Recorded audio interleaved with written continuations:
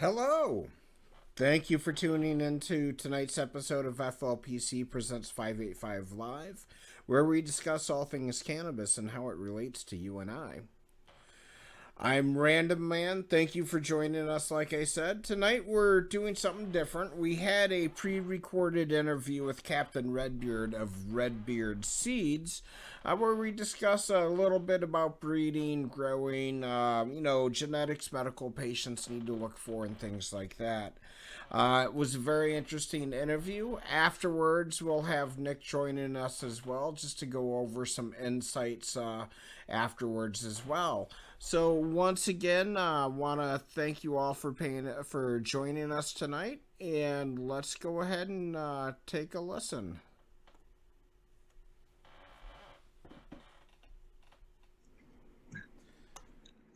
Hello, my name is Mike Dahl. Tonight we are going to be speaking with Captain RedBeard of Captain RedBeard Seeds. He started out in Oregon in the Oregon Medical Marijuana Program in 2006 and quickly gained a reputation for providing low cost access to quality organic medicine.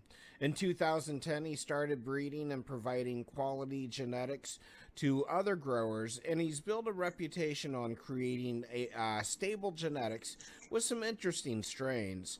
Thank you for joining us tonight. How are you doing? I'm doing good. Thanks for having me on, man. That's good. Just wanted to see if we could start with just going with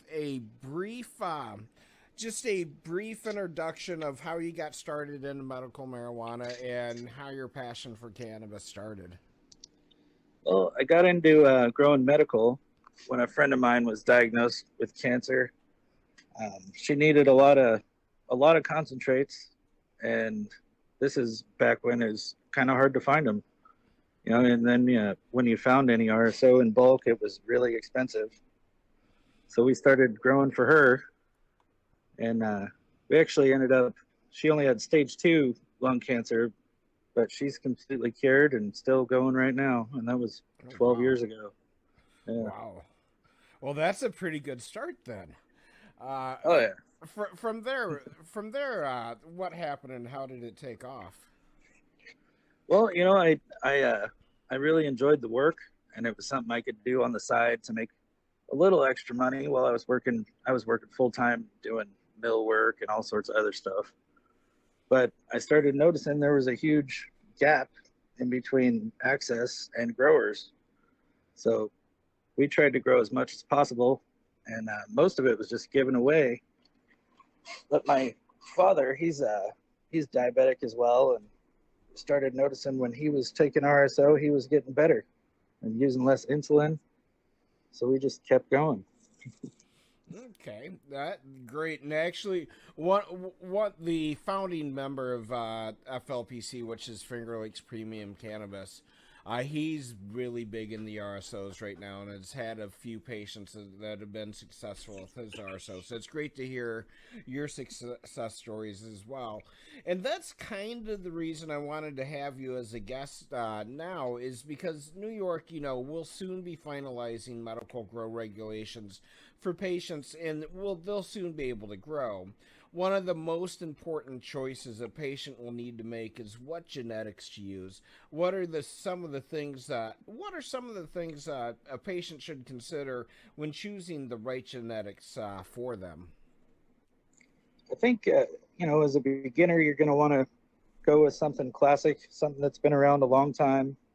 Um, Maybe focus more on even hybrids because they're a little more resilient and a little easier to grow. And once you get a few grows, new things. Okay. Now, now when it comes to like certain ailments, say if someone has like seizures and things, are there strains that they would more lean to and avoid other strains? Definitely. If they're trying to treat seizures, especially with the concentrates, you're going to want to go with something a little higher in CBD because you're going to be taking, more of a volume in to treat it.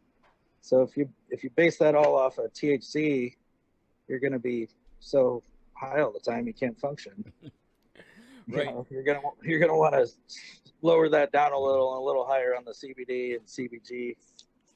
And that's one thing I noticed about your strains. You actually, a lot of your strains actually do have a decent amount of CBD, and still also have that kick with the THC in there. Is that one of the reasons you've done that? Is more for the medical medicinal reasons? That is definitely why I did that. I try and find pure CBDs and breed back to them until we can get closer to even numbers. Okay. We've got a few coming out pretty soon that are going to be about 10 to 12% CBD and maybe 8% THC. Okay. But it's a long road trying to develop them.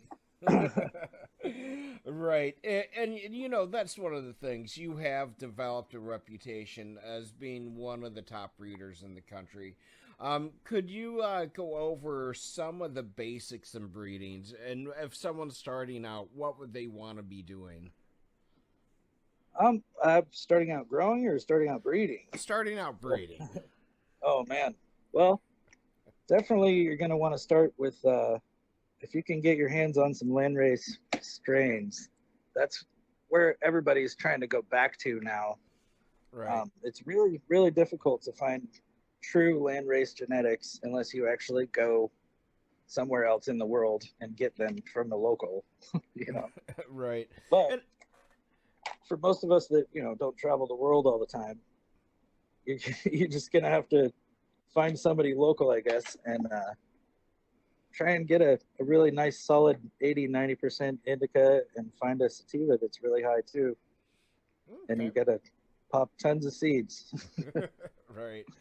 And actually, yeah. Why don't we get it from an expert? What are some of the basics? A brand new grower that's never grown before. What are some of those things they should be considering? So I think I wish somebody would have told me when I started that prevention of all of your issues you're going to run into, it's a lot easier to prevent them than it is to fix them. So if you're getting a nice IPM, your management set up and you're actually following a schedule where, once a week I'm going to spray for this, or I'm going to make sure that they get fed on this day. All of those things, being really, really diligent about scheduling your growth and then following through. And that's the hard part is keeping once you get the schedule is keeping it. What are some tricks that you do to keep your regiment going and keep everything on track? Oh man, I have giant whiteboards. I have to write everything down. I forget. You tell me something, I'll forget it in half an hour. So I have to take notes constantly, and that's it's just the way I have found a way to actually keep track. But Oh, yeah, a nice big whiteboard in your grow room. okay. And now let's see here. Now also, what really makes you successful? Would you say? I think it's just been lots and lots of years of doing this and being behind my seats.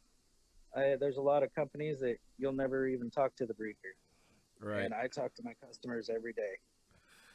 Right, and that's one thing I see with you. You're constantly on Facebook interacting with your customers, even your haters. You'll answer them, and you'll ask for their feedback and stuff. And that's one of the things that I've always thought makes you stand out from the others. I guess is the best way to say it.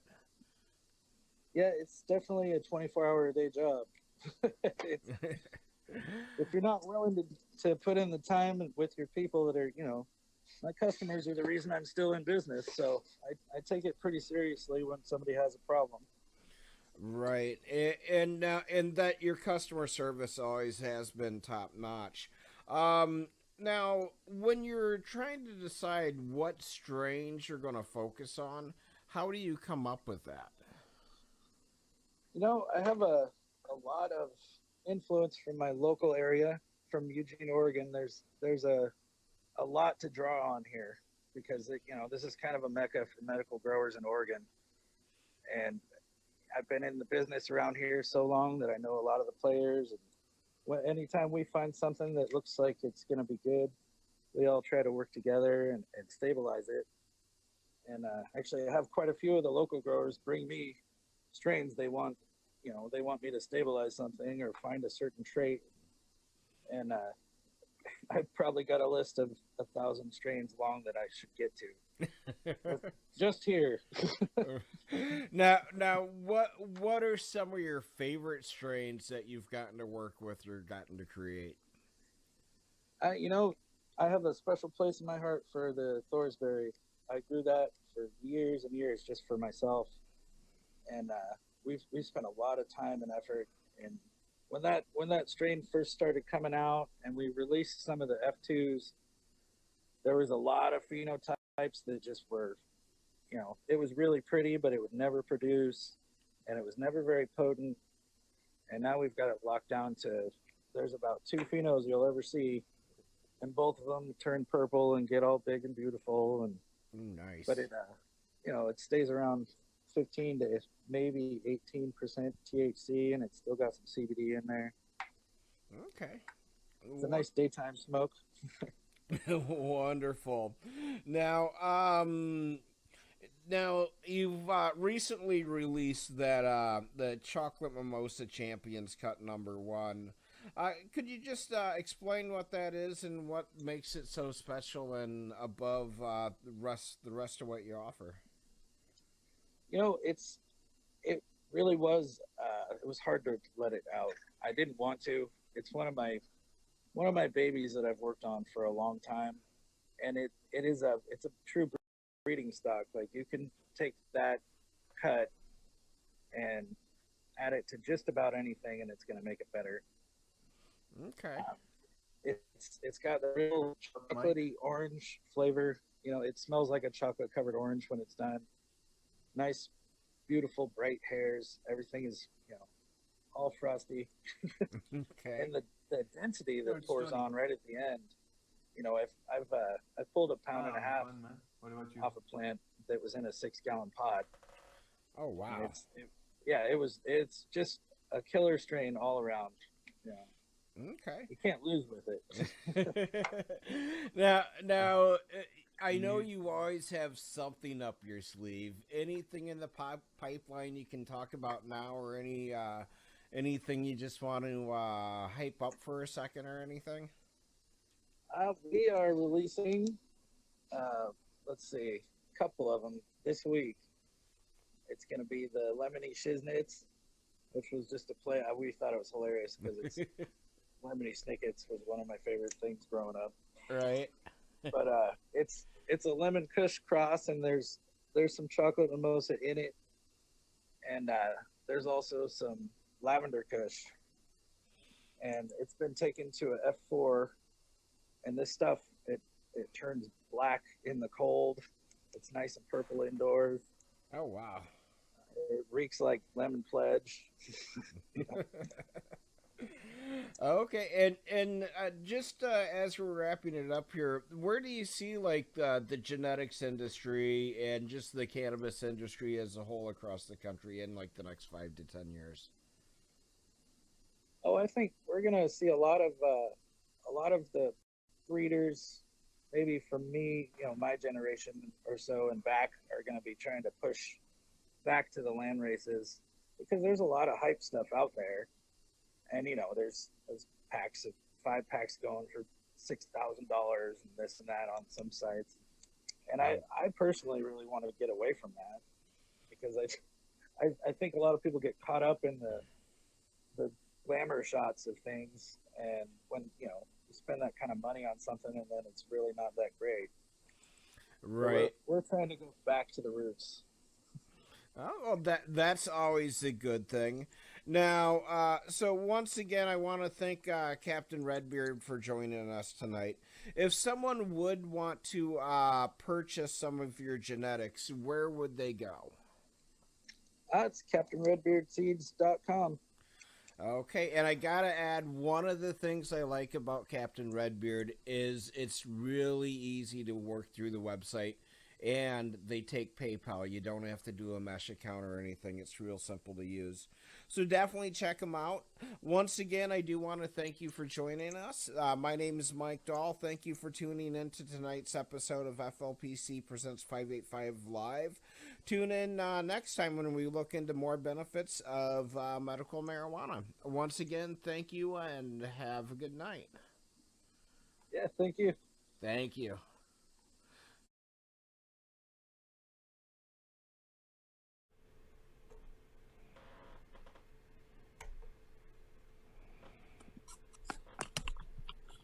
Howdy, guys. Welcome back.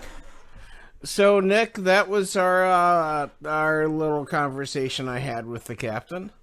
What do you think? Bad, not too bad at all. No, I like Captain RedBeard. So I've been looking at his genetics for quite some time now. I've grown quite a bit of it, as I know you have as well. I was just looking at through some of those pictures that you had. Are those all Captain RedBeards? Yes. Those look really good. The one thing that I like about Captain RedBeard seeds is he, like he mentioned in your interview, the testing of strains for stable genetics is huge. You've heard myself say it, you've said it. Every person that is in here, we talk about strong genetics all the time. Right. He's not just selling seeds, he's selling genetics, and there's a huge difference. Exactly. And the thing with him is, if you listen, the passion he puts into his research and everything, and he understands medical patients, like he has strains just for medical patients where it is going to be higher CBD content, and it's going to, but still have that punch with the THC. And then he also understands the recreational side and everything else. So he, like, in my opinion, he is one of the best breeders in the country. Absolutely. And then, some of his, what do you want, like mad scientist crosses, doing some crosses between genetics that people wouldn't normally think about doing or may take longer to do because of the genetics they are. My favorite, he did a cross of Big Bud and White Widow. Nice.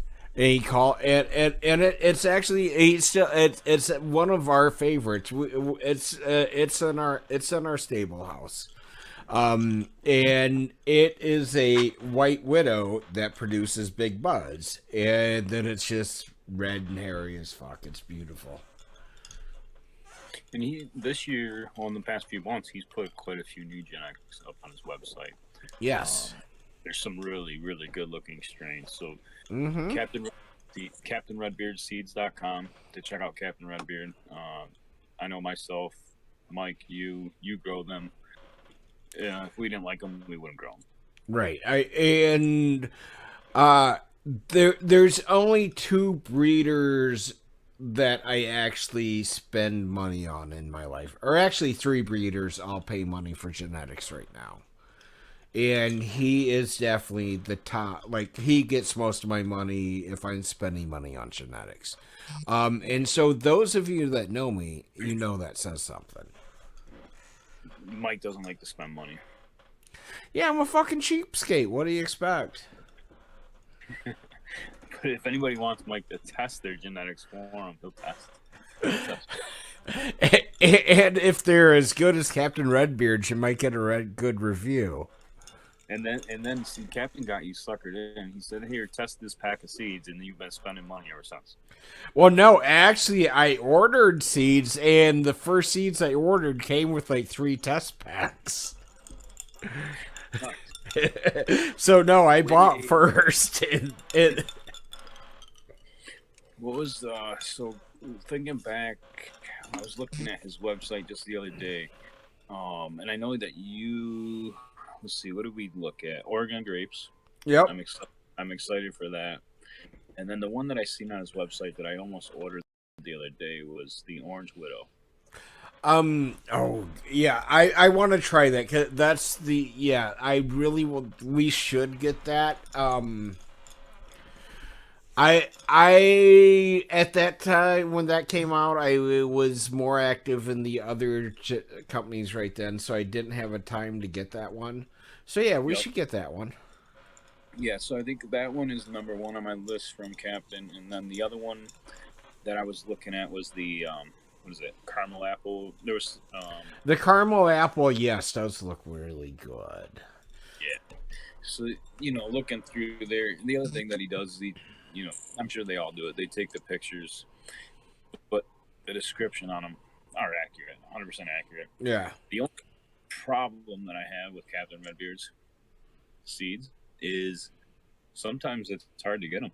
There's so many people trying to get them. The seeds that I want, sometimes they're sold out. Oh, well, that's the thing is, so unlike other seed banks or breeders, like he is his breeder, he is his company, and so the seeds he produces are what he has. And so yeah, if we all like something, buy it all. Yeah, it's gonna sell out until it can produce more of them. Now, the other one I want to get after, because the first time I did the Thornsbury was right after I started growing again.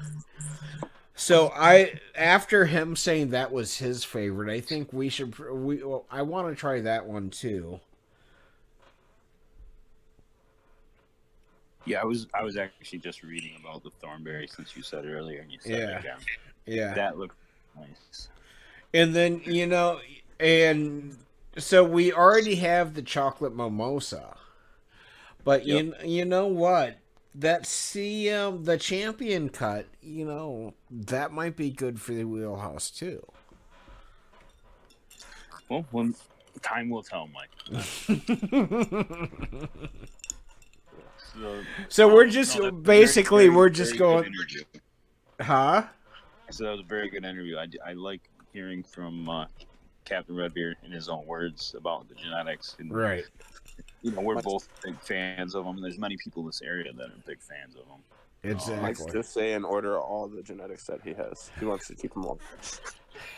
Well, no, everybody. I mean, he doesn't produce bad genetics. So if you want to order any of the genetics, we were just going through some of the ones that we like and stuff, and we're just saying order this one. So yes, they sound good. Yeah. Yeah, they're all good. I'll have to go check them out. You should. I definitely will. Yep. Now, next, let me reach out to the RedBeard. Maybe we can put up a discount code for the next few days after tonight. I'll send, or if not, or maybe we can figure something out to do. But yeah, I'll talk to him to see what we can do. Nick, do you have anything else we want to add, or? No, I want to thank everybody. I want to thank you for that.